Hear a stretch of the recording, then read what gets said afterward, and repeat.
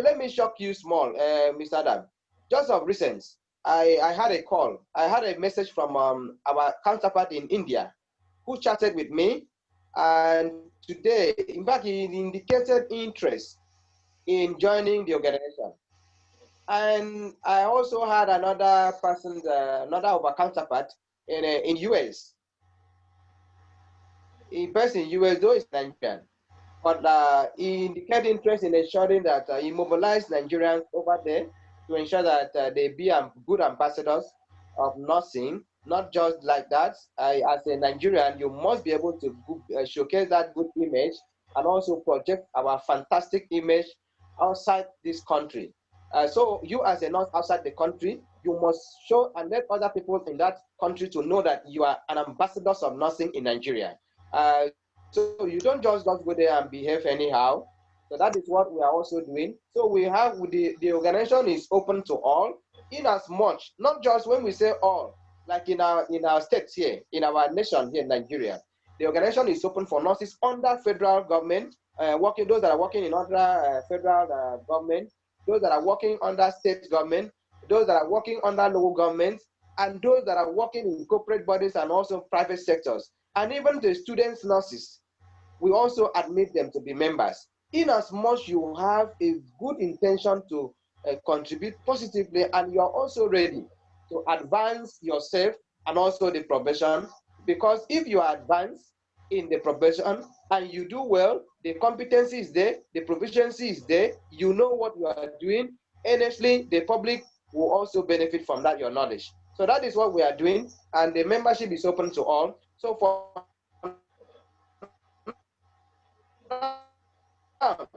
we pay sometimes most in terms of good integrity, good ideas, and good demonstration of needed things that can help you to also contribute positively into the profession. So that is what we do. So the membership is open to all nurses, wherever you are, and you are ready to ensure that you contribute and do what we want you to do with a positive aspect. Thank you so much. Thank you, thank you, thank you. I can see that if not because of time factors, I can see my guest is fully prepared and he wants to be dishing it out one after the other, but unfortunately, time is not on our side. Thank you very much for coming up on the show, and there are so many other things that you've raised, and I will take you on that because you still have to come back again on the show once you are invited. I hope you are going to accept our invitation. There are some other things that I'm taking notes of now, so that we are still going to have to discuss about it, and I think you'll be in a good capacity to discuss about that.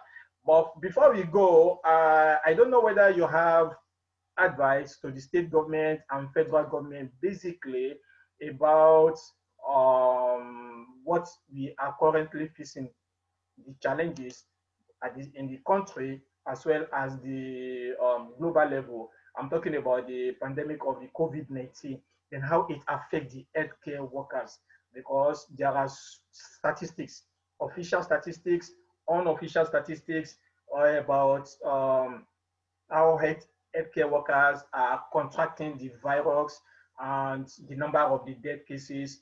I know very sure that some countries did not release the information about the death of the healthcare workers for security reasons, because by the time you are saying the social number of healthcare workers died, then even the country will go into anarchy. Everybody will be fearing. If healthcare workers are dying, then what will happen to us? I know some countries are doing that for that reason, but at the same time, we must know very well that healthcare workers are dying, not only the normal, not only the ordinary citizen. But what advice do you have for the government? Because considering the fact that the years of training is fading off, and we just lose them. The experiences that they have so far, we lost them due to the COVID-19. And if you find out at the end of the day, we discover that there are no PPE, there are no masks, there are no equipment. These are simple things that should be on ground. What advice do you have to the state and federal government? Yeah, thank you so much, Mr. Dam. I must keep thanking you for what you have done. Before I go into advising the government on what to do, and which they have already known most of this advice, and they have been hearing this advice from us almost on daily basis. Let me appreciate what you've been doing. And this is one of the agencies that I love so much and I come to cherish so much. I must commend you, and I must tell you that you should keep on with this good work. We are ready to keep on in partnering with you. And let me move straight to the questions. The question is, what advice can you give to a government, or can you contribute for the government in terms of, because government might not be able to remember everything. But what we do as nursing ambassadors of Nigeria, during the time that the COVID-19 was really, really serious, we had to come up with some, in fact, we even came up with a press release.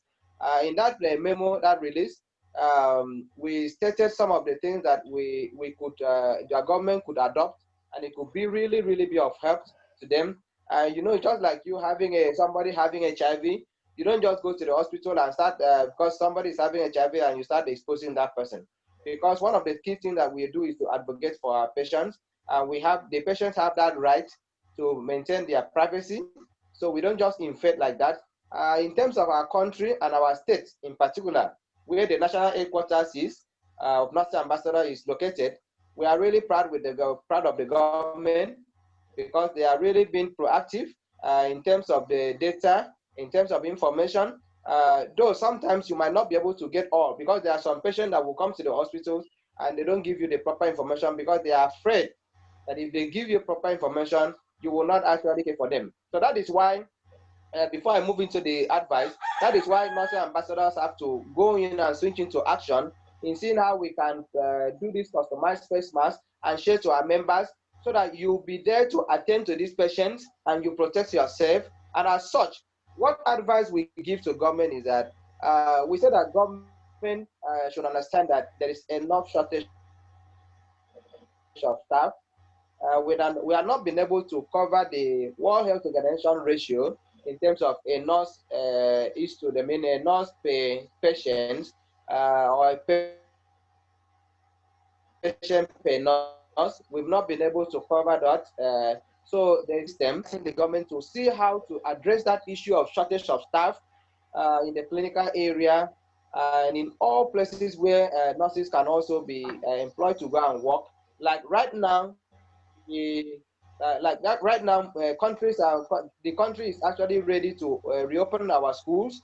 We're also advising the government to see how they can employ and deploy nurses, employ and deploy some of our nurses to these schools, where they can be there as school clinic staff. In case of any other thing, they can really maybe early detection can really save a lot, so that they will know what to do and send and refer this person in terms of anybody that is sick, and refer to the appropriate center. And also, we are also advising the government to ensure that nowadays the hardship is too much. Everything is going up. The prices of almost everything is going up, and the packaging that they are giving to health workers, I won't say that it's really bad. We appreciate them with what they have done, but I also advise that they should improve on that, because when once you send a nurse from maybe like where you are, a nurse is serving in the town here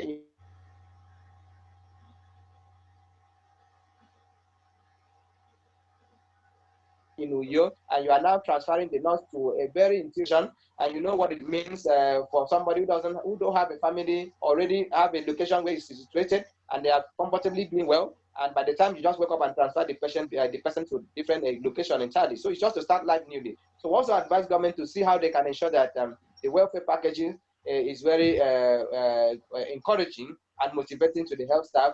And not just that alone, we're also advising government to see how they can come in with a training and retraining of our staff, so that we'll be able to refresh our memory, and also see how we can take care of this new pandemic that is just coming in. It's just taking the world unexpectedly. So nobody actually prepared for this kind of pandemic. Nobody knew about the strain of the virus. So everybody is trying to do something just to understand how we can prevent. So as the health workers, we are doing a lot of researching. We're also seeing the government. So government at the same time should not just see us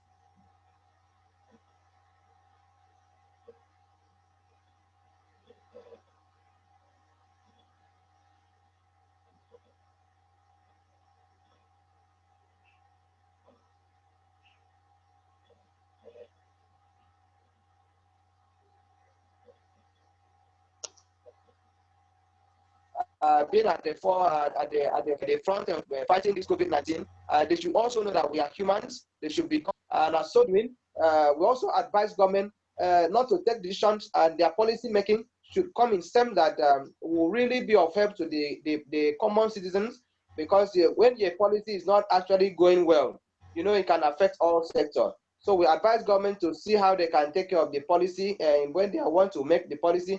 And also, above all, a lot of quackery is in the system right now.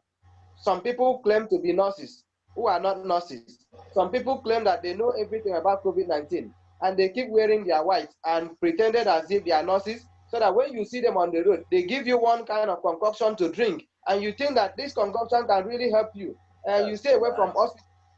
So we are really emphasizing that government should not just keep quiet over this matter. This is a very big menace that might be more than this pandemic if government does not team up and does not work with the nursing profession, professional authority to ensure that we address this time, to go and forge such a certificate that this company said that this certificate is authentic and it's a forged one, a fake one, so you know what can happen to the citizens. So the government should also team up with us, and we seek for more partnership from government. You don't just because we are not politicians and you abandoned us. We have a lot of role to play to help you as the government and to also help our citizens. Partner with us. You might partner with us financially. You might partner with us in contributing people to.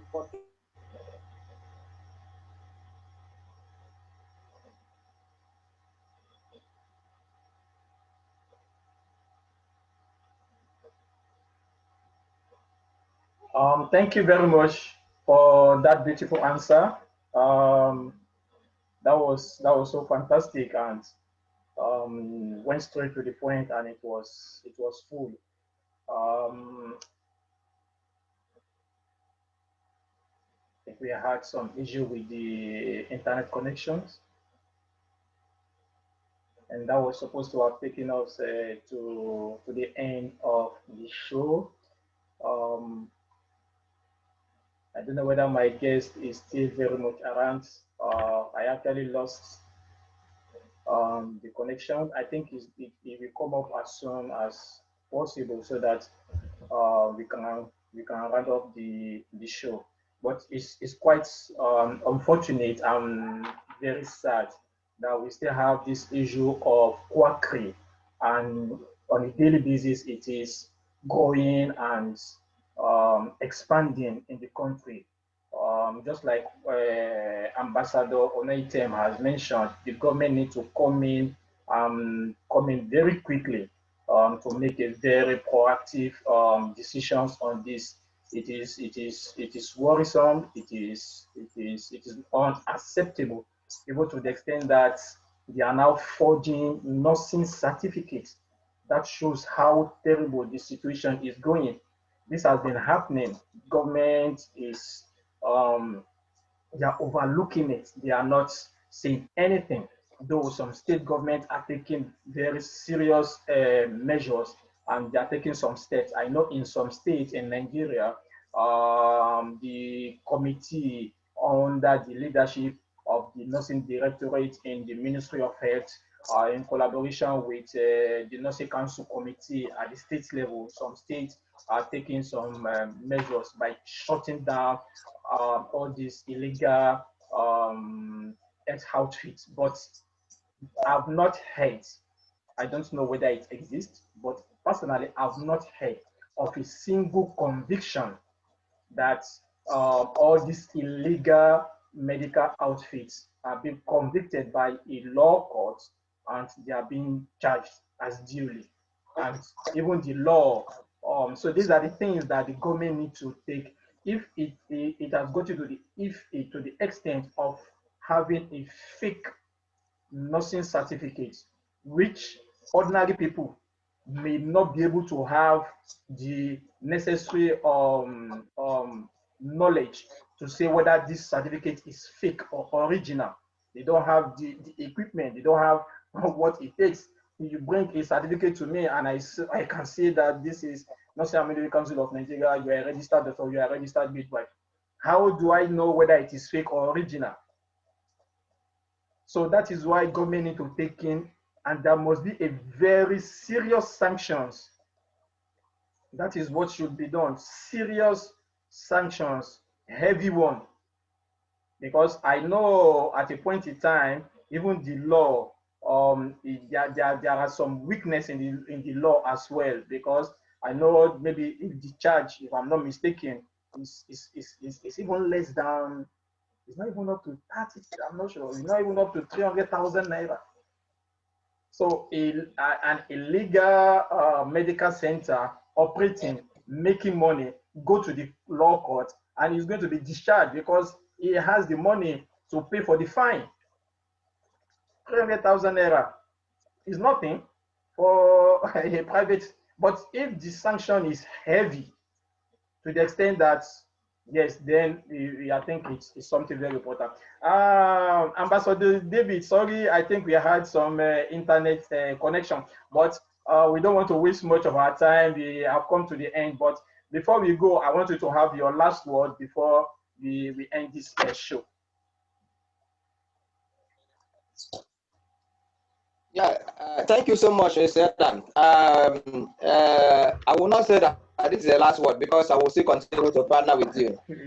Yes. I will be very, very happy to continue to partner with you. So this is just a first batch, first phase. So we are coming in for the second phase again. But before I go, let me use the opportunity to thank you on behalf of Nursing Ambassadors of Nigeria and on behalf of the executive, the leadership of Nursing Ambassadors of Nigeria, heavily led by Nurse Ambassador Bryce Ifang, and all the executives.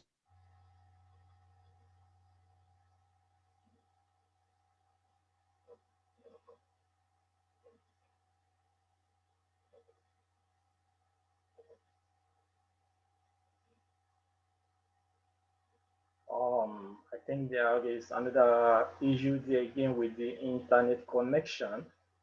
I lost my guest, and he's actually trying to make some few statements before we close this show. I think I don't know whether he will still have to show up again so that he can make the statement as quick as possible. Then we close down the show. Actually, I'm also want to use this medium as well to tell my viewer as well. It was supposed to be a live event. I don't think you'll be complaining that it's getting too much for me by not coming up live in the event. Okay, thank you for coming up again. You can continue. Yes, we have some network issues. So as I said before, I must thank the people that have contributed a lot, and your agency above all. You guys are wonderful. You are amazing. I would love to have you here one day to have a very fruitful face-to-face interview where we'll be happy to have you around here. And as so doing, let me thank all the nurses of Nigeria. Yesterday, I must thank all nurses who came out in mass and vote our members to become the chairman of NAM Akwa Ibom State Council, and one of our products also to be the secretary, or sorry, the treasurer of this organization of nursing, the NAM in the states. So let me thank all of them for what they have done, and we also plan to support them and work together to ensure that we take this profession to the height that we want. And also thank the government, because I'm believing that government will ensure that they send a bill to the National Assembly, and also the state government will also do something to ensure that a bill comes up so that we can address the quackery issue. Let me not emphasize much on this quackery issue because it should be a topic of another day. Yes, we'll talk more on that. Yes, exactly. Let me thank you. And thank all the supporters. And thank this person that in fact, I need to mention her name to you, MM Jumbo. She's amazing. She's one person that has been supporting this organization so well.